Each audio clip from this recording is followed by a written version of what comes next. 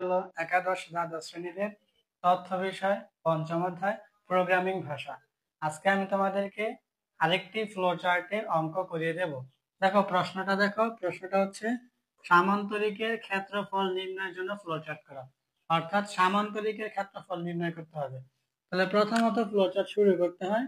আমরা শুরু করি স্টার্ট, এই ডিম্বাকৃতি দিয়ে শুরু করতে হয়।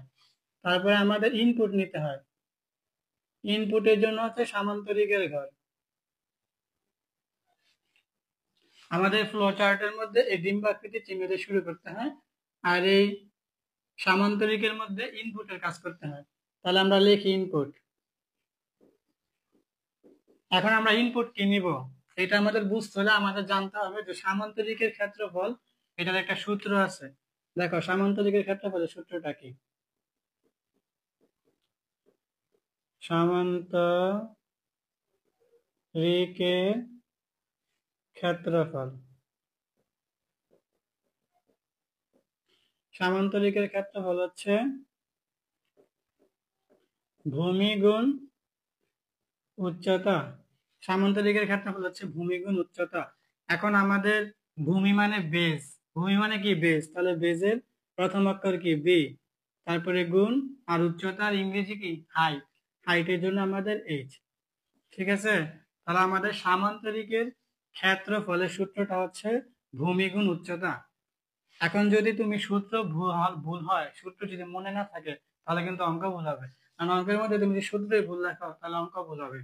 তাহলে আমাদের সামান্তরিকের ক্ষেত্রফল হচ্ছে ভূমি গুণ উচ্চতা। এখন ভূমি মানে বেস, বেসের প্রথম অক্ষর বি, তারপরে গুণ আর উচ্চতা হলো হাইট, হাইটের প্রথম অক্ষর হচ্ছে এইচ। তাহলে আমাদের এই বি আর এইচ এই দুইটা ইনপুট নিতে হবে। তাহলে আমরা ইনপুট নিলাম বি আর এইচ। এখন যখনই আমাদের ইনপুট নেওয়া শেষ হবে তখন আমাদের প্রক্রিয়াকরণ বা প্রসেসিং এর কাজ করতে হবে। প্রক্রিয়াকরণ বা প্রসেসিং এর জন্য আমাদের কোন ঘরটা ব্যবহার করতে হয়, কোন প্রতীকটা? আয়তক্ষেত্র। আমাদের কোন প্রতীকটা ব্যবহার করতে হয়? আয়তক্ষেত্র। এখন আয়তক্ষেত্রের মধ্যে আমাদের কাজটা কি করব এটা আমাদেরকে প্রশ্নই বলে দেবে। প্রশ্ন বলতেছে কি যে সামান্তরিকের ক্ষেত্রফল নির্ণয় করা। তাহলে ক্ষেত্রফল চাইছে, তাহলে ক্ষেত্রফলের ইংরেজি কি? এরিয়া। তাহলে আমরা এরিয়া লিখি। প্রশ্নের যেইটা চাই, মনে রাখবা প্রশ্নের যেইটা চাই ওইটা আমাদের এই প্রক্রিয়াকরণের ভিতরে কাজটা করে দেখাতে হয়, তারপরে ওইটা আউটপুট হিসেবে বের হয়। তাহলে এখন আমাদের প্রশ্নটা যে ক্ষেত্রফল সামান্তরিকের, এই জন্য ক্ষেত্রফলের কাজটা এই জায়গায় হবে সূত্রটা, তারপরে আউটপুটে এই ক্ষেত্রফলটা বের হবে। তাহলে আমাদের এরিয়া সূত্রটা আমরা কি পাইছিলাম? ভূমি গুণ উচ্চতা।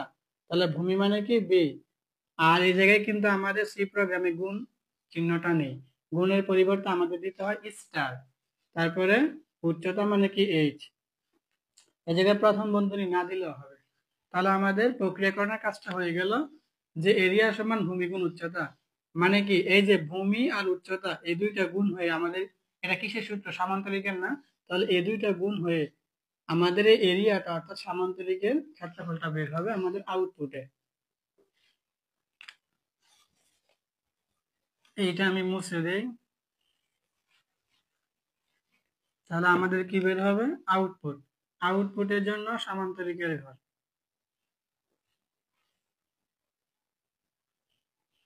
তাহলে আমাদের আউটপুট, এই যে আমরা ভিতরে প্রক্রিয়াকরণের ভিতরে যে ভূমি গুণ উচ্চতার কাজটা হবে ওই কিন্তু আমাদের এরিয়াটা বের হবে। তাহলে আউটপুট হচ্ছে এরিয়া।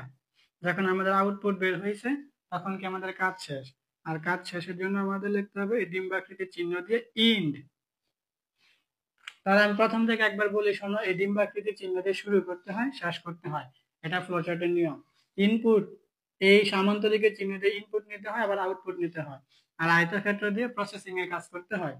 এখন প্রথমত যে কোনো ফ্লো চার্ট শুরু করতে হয় এরকম ডিম্বাকৃতির চিহ্ন দিয়ে স্টার্ট, তারপরে ইনপুট নিতে আমরা ইনপুট নিছি। এখন ইনপুট আমাদের জানে সামান্তরিকের ক্ষেত্রফলের সূত্র হয়েছে কি? ভূমি গুণ উচ্চতা। এই জন্য ভূমি আর উচ্চতা এই দুইটা আমাদের ইনপুট নিতে হবে।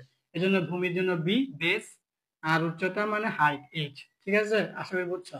তারপরে আমাদের প্রক্রিয়াকরণের কাজ করতে হবে। এজন্য আমাদের প্রক্রিয়াকরণের কাজটা করলাম কি? সামান্তরিকের ক্ষেত্রফল মানে এরিয়া সমান সূত্রটা কি? যে ভূমি গুণ উচ্চতা। এখন আমাদের সি প্রোগ্রামের মধ্যে গুণ চিহ্নটা নেই, এই জন্য গুণের কাজটা করা হয় স্টার দিয়ে। স্টার দেওয়া হইলো। যখন আমাদের এই ভূমি গুণ উচ্চতাটা কাজ হবে এই জায়গায়, তখন আমাদের এরিয়া বের হবে। এই জন্য আউটপুট এরিয়া, যখন আউটপুট এরিয়া বের হয়েছে তখন আমাদের কাজ শেষ। ইন